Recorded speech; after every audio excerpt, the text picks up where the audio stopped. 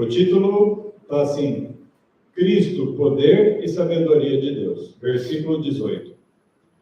Porque a pregação da cruz é loucura para os que perecem. Hoje nós vivemos num mundo que está caminhando, e nós vamos cantar isso, né? O mundo que padece em escuridão. As pessoas estão ladeira abaixo. E esse estilo de vida, ele está sendo impregnado nas nossas vidas. E eu gostaria que você olhasse para a tua vida e perguntasse: aonde que o mundo está entrando na minha vida? E quando o mundo fala, você está louco, algumas vezes, será que o teu coração aceitou? E eu digo que o meu coração já aceitou algumas vezes dizer, você é louco, você está exagerado, vai mais de leve. Ou quantas vezes eu fui inibido de mostrar a sabedoria e o poder de Deus por constrangimento. Eu creio que para mim a pior palavra é constrangimento. Ser facilmente constrangido. Porque a pregação da cruz é loucura para os que perecem. Mas para nós que somos salvos, é o poder de Deus. Você quer ter força? Lute contra a maré. Eu quero ter força. Então eu olho para a pregação, eu olho para a mensagem de Jesus, que é totalmente contrária. Eu olho, como diz lá em Apocalipse, qual é a mensagem de Jesus hoje? Os que guardam os mandamentos de Deus e a fé de Jesus. Não é só assim, Jesus morreu na cruz. É guardar os mandamentos e manter a fé. Porque está escrito, 19. Isso está escrito lá em Isaías 29, 14. Eu destruirei a sabedoria dos sábios e reduzirei a nada o entendimento do prudente. Onde está o sábio? Onde está o escriba? Onde está o inquiridor deste mundo? Não tem feito Deus insensato a sabedoria deste mundo? Como que Deus faz as coisas desse mundo serem loucas? Você só vai achar as coisas do mundo loucas quando você olha para a palavra. Se você olhar para as pessoas lá fora, a tua cabeça é assim, parece que eles têm razão. Quando você olha para a Bíblia, aí diz assim no 21, visto que na sabedoria de Deus, o mundo não conheceu a Deus pela sua sabedoria, agradou a Deus salvar os que creem pela loucura da pregação. Porque os judeus requerem um sinal, os gregos buscam a sabedoria. O que significa os gregos buscam a sabedoria hoje? Hoje, os principais filósofos que as pessoas usam são o quê?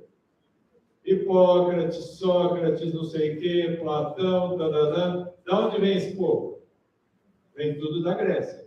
Então, essa palavra é para hoje, como era no tempo de Paulo, e ele diz assim, os gregos buscam sabedoria. Quantas pessoas vocês falam, eu sigo a escola dos estoicos. Sabe o que é estoico? Estoico é aquela pessoa que ela não se sensibiliza por nada. Ela não se permite sofrer, ela se mantém equilibrada. Eu sou a perfeição do equilíbrio, é estoicismo. Hoje, como que nós nos tornamos estoicistas ou estoicos? Quando a gente não permite sofrer, chorar, se alegrar, a gente fica embrutecido. Os embrutecidos se tornam estoicos. Então, isso parece que não, mas tem a ver com a nossa vida. Todas essas filosofias, elas vão chegando às nossas vidas sem a gente perceber. Então, o versículo 22 fala, os judeus requerem um sinal. Jesus já veio, mas os judeus estão esperando ainda. Esquece. Os gregos querem essa sabedoria, mas nós pregamos a Cristo crucificado, que é a pedra de tropeço para os judeus e para os gregos, loucura. Versículo 24. Mas, para os que são chamados, tanto judeus como gregos, independente da sua origem, Cristo é o poder de Deus e a sabedoria de Deus.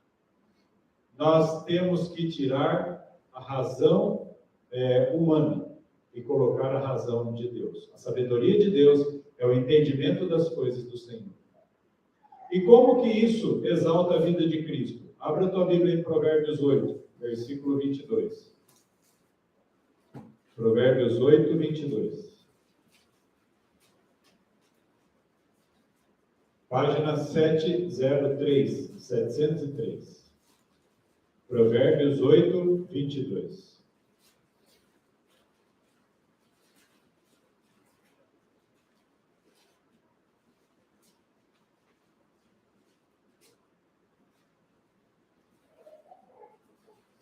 A senhora White, do livro Refletindo a Cristo, ela, na meditação do primeiro dia do ano, 1º de janeiro, ela fala assim: desde os dias da eternidade, o Senhor Jesus Cristo era um com o Pai, era a imagem de Deus.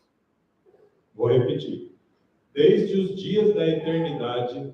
Quais são os dias da eternidade? Houve um momento que Deus disse assim: no princípio criou Deus os céus e a terra. No princípio deste mundo. Mas antes do princípio deste mundo, eram os dias da eternidade. O texto diz assim, Provérbios 8, 22. O Senhor me possuiu no princípio do seu caminho, antes das suas obras mais antigas. Nos tempos, em outras palavras, nos tempos da eternidade. Fui formada desde a eternidade, desde o princípio, antes do começo da terra. A gente sabe que o Provérbios 8 fala sobre a sabedoria. Tanto que o versículo 24 diz assim: quando não havia profundidades, fui gerada, quando não havia fontes abundantes de água, antes que os montes fossem estabelecidos, e aí vai descrever toda a criação da terra. Mas antes disso, como começa o capítulo 8? Acaso a sabedoria não clama e não ergue o entendimento a sua voz? Todo o que nós precisamos para ter uma vida diferente é a sabedoria. E a sabedoria de Deus é Cristo Jesus. Quando você olha para a vida de Jesus, toda a grandeza e majestade de Deus estão no seu Filho. Nós lemos lá em Hebreus que ele é o resplendor da glória de Deus. E quando eu lia e estudava essas coisas, eu me lembrei daquela música da Raquel Novaes que fala Te Amo. Essa música exalta. Eu fiz a conta, são 15 títulos para Jesus. Ela começa: Meu Cristo. Cristo é a mesma coisa que Messias. Meu Mestre é aquele que ensina.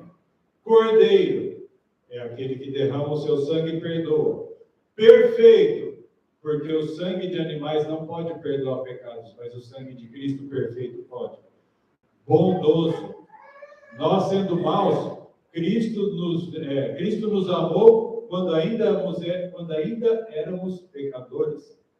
Eterno, nós acabamos de ver, desde a eternidade. Doce, puro, Filho de Deus, Salvador, vida, amor, o resplendor da glória, o Senhor dos reis, Emanuel, Deus conosco. Ele é a presença de Deus aqui. No lugar, quando a gente abre o livro de Apocalipse fala do santuário celestial. Desde o primeiro capítulo, Cristo está no lugar santo, com os candelabros, mantendo as suas lâmpadas acesas. E a história das lâmpadas nos lembra que nós devemos manter a nossa luz, o nosso candeeiro cheio da presença de Cristo. O louvor dessa manhã, Deus nos convida a adorar, a exaltar, a olhar para Jesus. Porque a frase mais importante da meditação que nós estudamos no culto doméstico ontem diz assim: contemplamos Deus em Cristo. Nós contemplamos, nós admiramos a Deus na vida de Jesus. E os primeiros 4 mandamentos falam: amar a Deus sobre todas as coisas. E depois, o próximo como a ti mesmo. Mas se nós não amarmos a Deus sobre todas as coisas e só o próximo, nós estamos deixando de adorar a Deus. E quando não adoramos a Deus, estamos adorando a Satanás. E o que o Senhor espera é que nós olhemos para a vida de Cristo e, através da vida de Cristo, saiamos da loucura desse mundo Porque quando não adoramos a Deus, a nossa mente está nisso. Mesmo você estando dentro da igreja, você pode estar adorando ao maligno. O Senhor está chamando a igreja a contemplar a Deus. Isso é possível através da vida de Jesus. Contemple a seu Filho Jesus e será iluminado. O Senhor quer derramar luz. O Senhor quer trazer luz no meio da escuridão para a igreja. Nós vamos cantar essa primeira música que chama Adorado, exaltado entre as nações. Ele é o desejado de todas as nações, nós vamos cantar. No livro de Ageu, quando Ageu fala que ele é o desejado das nações, é porque no tempo de Ageu, o mundo estava sendo destruído, Israel perdido, não se tinha esperança, mas todos aguardavam a vinda do Messias. Ele era o desejado. Por quê? Porque eles esperavam que ele trouxesse a paz. E ele trouxe Isaías 53 fala assim: o castigo que nos traz a paz estava sobre ele.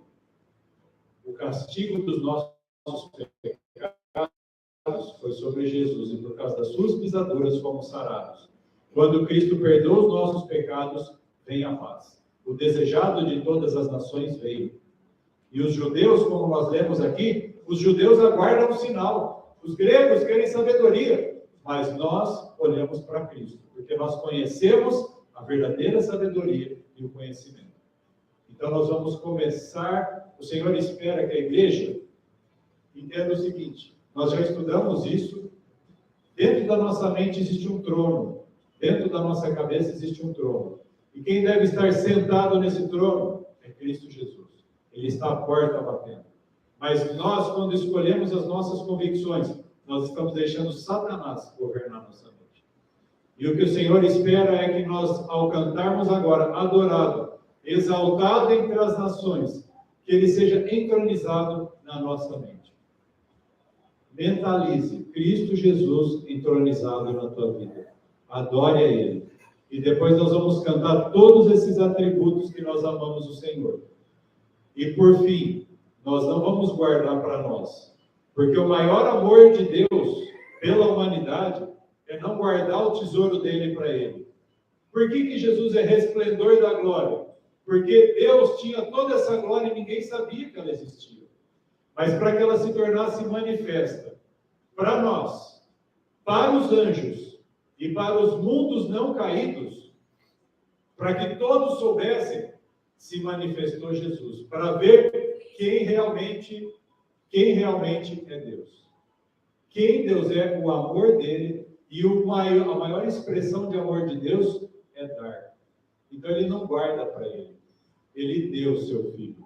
A maior obra de amor foi dar. A maior obra que eu e você temos é dar.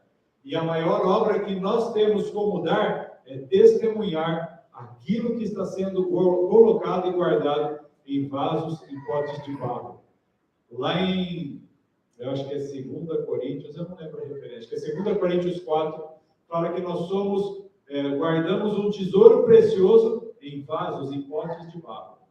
E esse tesouro não pode ficar guardado, escondido e guardado ali no canto. Nós estudamos semana passada. A luz não pode ficar debaixo da cama. Ela tem que brilhar como luzeiros. Nós temos que brilhar. E por último, nós vamos cantar. Isso que nós estamos recebendo, nós vamos brilhar e refletir como espelho o resplendor da glória do Filho. Vamos nos colocar em pé e nós vamos adorar.